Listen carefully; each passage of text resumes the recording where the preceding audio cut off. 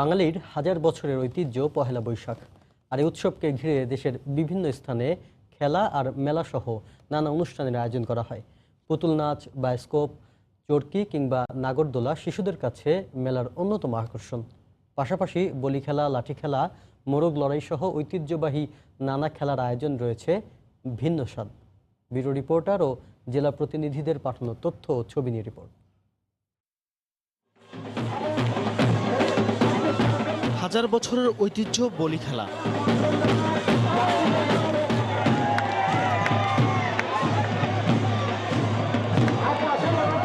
গত 11 বছর ধরে চট্টগ্রামে অনুষ্ঠিত হয়ে আসছে শাহাবুদ্দিনের বলি খেলা।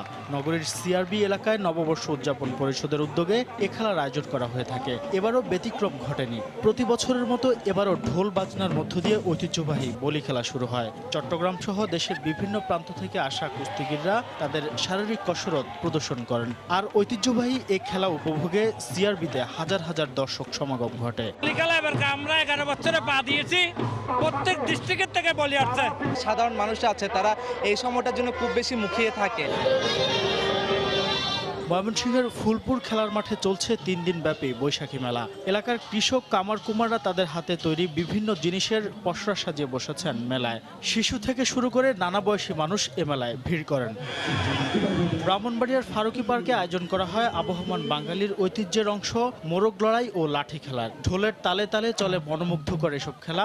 হাজার বছরের হারিয়ে যাওয়া ঐতিহ্যকে নতুন প্রজন্মের কাছে তুলে ধরতেই এ আয়োজন। বিলুপ্ত প্রায় যে শিল্প, যে খেলাধুলাগুলি, মোরগ লড়াই, লাঠি খেলা, এগুলি প্রাণ ফিরে পাবে। আমরা তাদের পৃষ্ঠপোষকতা করার সর্বাত্মক চেষ্টা করছি। অনেক ভালো লাগতেছে এবং মুরগি নড়ে দেখতে অনেক সুন্দর।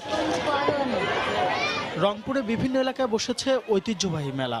বাহারি আর শৌখিন পণ্য কিনতে মেলায় ভিড় করেন নানা বয়সী মানুষ। এখানেও মোরগ লড়াই, হাড়ে ভাঙ্গা, বালিশ খেলা সহ গ্রামীণ বিভিন্ন আয়োজন ভরপুর উৎসবস্থল। বিভিন্ন এলাকা থেকে আত্মীয় স্বজন এলাকায় জামাই মেয়ে আবির্ভাব ঘটে। ঝিনাইদহ শহরের পায়রা চত্বরে অনুষ্ঠিত হয় গ্রাম বাংলার ঐতিহ্যবাহী লাঠি খেলা। ডাক, ঢোল আর বাদ্যের তালে খেলা উপভোগ করেন দর্শনার্থীরা। আরও একটি উল্লেখযোগ্য আয়োজন শেরপুরের সাপ খেলা। পুলিশ লাইন মাঠে এর আয়োজন করা হয়। খেলা উপভোগ করতে শিশু কিশোরদের পাশাপাশি বয়সীরাও আসেন উৎসবস্থলে। এছাড়া সিরাজগঞ্জ ও ঢাকের তালে অনুষ্ঠিত হয়েছে লাঠি খেলা। আবু নোমান, সময় সংবাদ।